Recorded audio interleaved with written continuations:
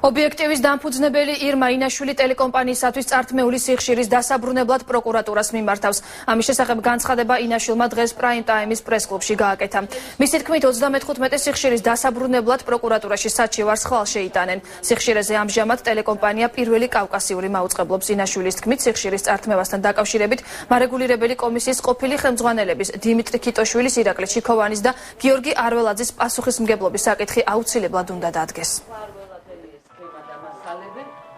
ჩვენ მივმართავთ საგამოძიებო ორგანოებს შეისწავლონ მთელი ეს საქმე როგორ წაართვეს ობიექტივს ტელევიზია, იმიტომ რომ იყო ფიზიკური ზეწოლა ჩვენ დირექტორზე, მას არაერთხელ დახვდნენ და ფიზიკურადაც გაუსწორდნენ, იყო ზეწოლა ობიექტივის ჟურნალისტებზე და ამ პროცესში ჩართული იყვნენ არც მეტი არც ნაკლები თავად მარეგულირებელი კომისიის ხელმძღვანელი პირები.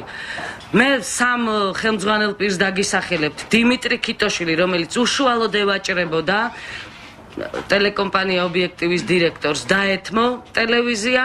ამის შემდეგ გიორგი არველაძე, მარეგულირებელი კომისიის მაშინდელი თავმჯდომარე, რომელმაც პირდაპირ მიიღო მონაწილეობა ჩვენთვის ტელეარხის წართმევაში და ბოლოს ირაკლი ჩიქოვანი, რომელმაც ასევე არ გაუწია ანგარიში ჩვენს მიმართვას, როდესაც ვეუბნებოდით, რომ უკანონოდ არის ტელევიზია წართმეული.